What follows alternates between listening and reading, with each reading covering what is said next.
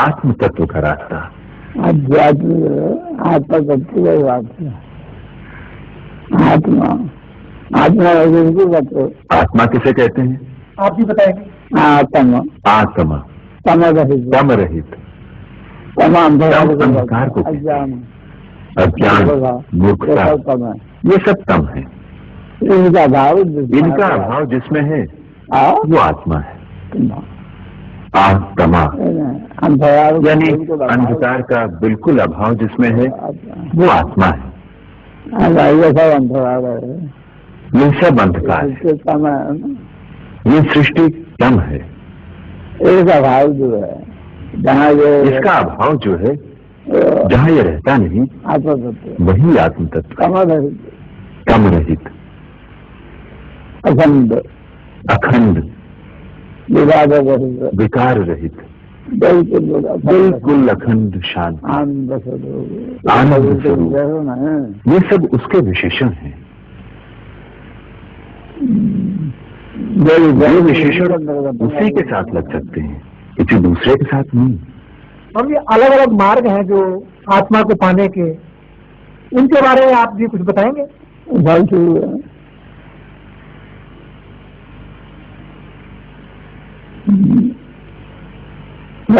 सब ठीक है।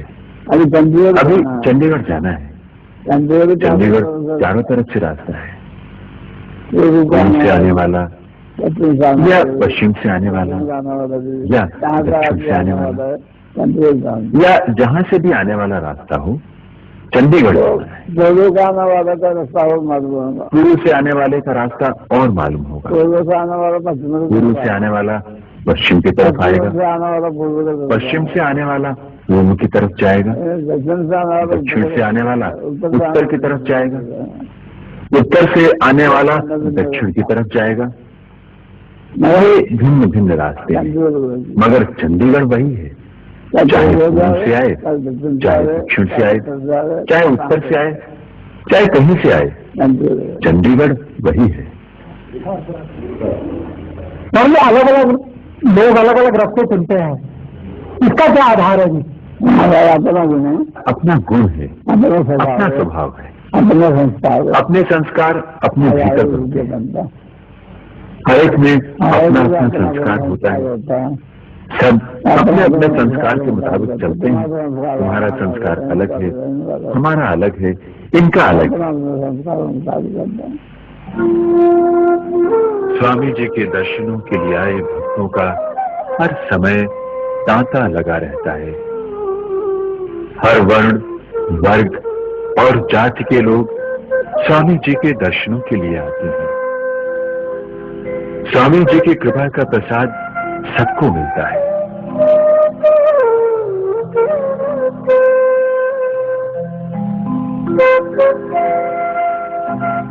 स्वामी जी सबसे प्रेम करते हैं और सबके प्रति समभाव यानी एक सी भावना रखते हैं।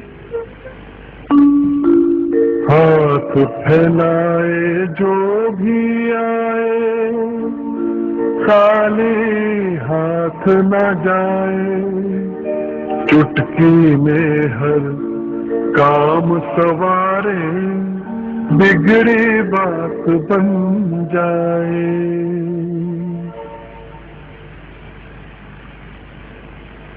हास्य और विनोद यानी हंसी और मजाक तो स्वामी जी के स्वभाव में ही है। बच्चों के साथ प्यार भरी छेड़छाड़ करते हुए स्वामी जी का बाल रूप तो देखते ही बनता है। बच्चों पर तो स्वामी जी की विशेष कृपा रहती है, मानो बच्चों के रूप में शुद्ध चैतन्य को देख रहे हो।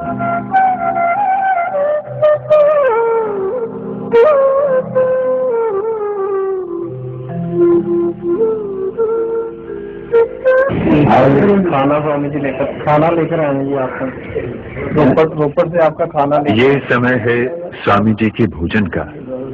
आइए इस संबंध में और जानकारी लें। विजय जी, आपको स्वामी जी के पास सेवा करते हुए कितने वर्ष हो गए होंगे? स्वामी जी के चरण में 4 साल के करीब हो गए। आप स्वामी जी के भोजन के विषय में कुछ बताना चाहेंगे? हाँ, भोजन के बारे में ऐसे है कि स्वामी जी पहले सरदार विद्याल सिंह का भोजन करने जाते थे, जहाँ वो दोनों टाइम करते थे।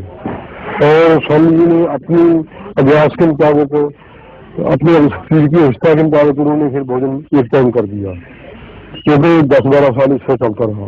फिर उसके बाद स्वामी जी ने अपना भोजन जो है तीसरे दिन शुरू करना कर दिया, जबकि तीसरे दिन भोजन करते थे और सुबह शाम को दूध चाय नहीं दिखते उस समय। फिर आहिस्ता आहिस्ता उसके बाद कुछ अर्से बाद स्वामी भोजन को तीसरे दिन शुरू कर दिया। तीसरे दिन भोजन करते थे और कुछ ऐसा फल फ्रूट और कोई चीज भी नहीं खाते थे उस समय। ये भी काफी अच्छा चलता रहा। चलने के बाद कुछ 15-20 साल बीत जाने के बाद ऐसा होने लगा कि उनका शरीर स्वस्थ नहीं रहा। 75 के बाद शरीर स्वस्थ नहीं रहता था। तो उसके बाद डॉक्टरों ने मशवरा दिया और दिया कि भोजन आप दोनों एक टाइम कर लिया करें। तो स्वामी जी ने वो भोजन है अपना एक टाइम थोड़ा सा भोजन जितना भी लेते हैं, 1 फुल्का या 2 फुल्का रोटी का, बाकी या कुछ सब्जी वगैरह उसके शुरू कर दी खाने के लिए। और जो स्वामी जी भोजन करते हैं बिल्कुल सादा होता है, उसके अंदर कोई मिर्च या मसाला और कोई किसी चीज का प्रयोग नहीं होता।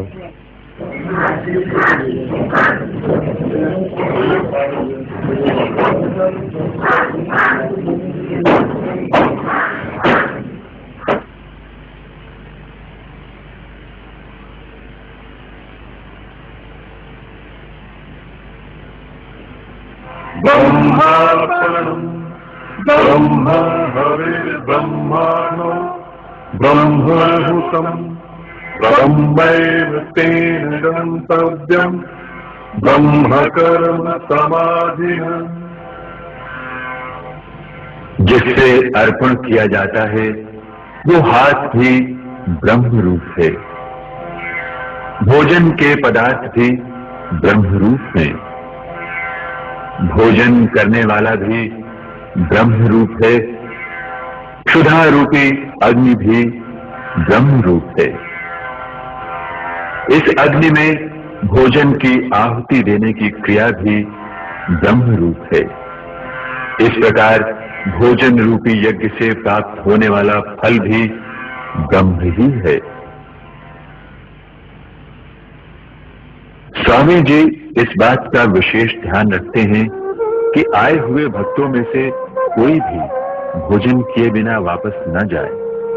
आए हुए श्रद्धालु अत्यंत प्रेम भाव से एक साथ एक स्थान पर भोजन करते हैं। कुटिया के इस रसोई घर में काम करती माताएं, बहनें और भक्त अपने व्यस्त जीवन से समय निकालकर भोजन आदि की व्यवस्था अत्यंत श्रद्धा भाव से करते हैं।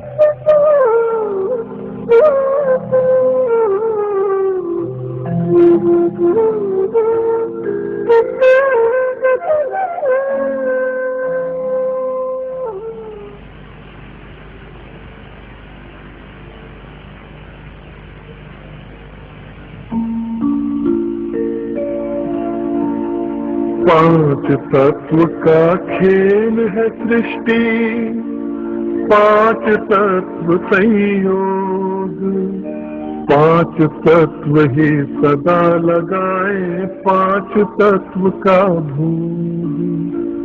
सदा ही होता इसी क्रिया का सृष्टि में संचार, सदा ही भोले भंडारी के भरे रहे भंडार।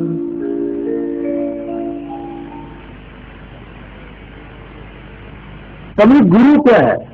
गुरु गुरु जो अज्ञान को दूर करे, जो अंधकार को दूर करे, वही गुरु होता है। शिष्य क्या है? शिष्य क्या है?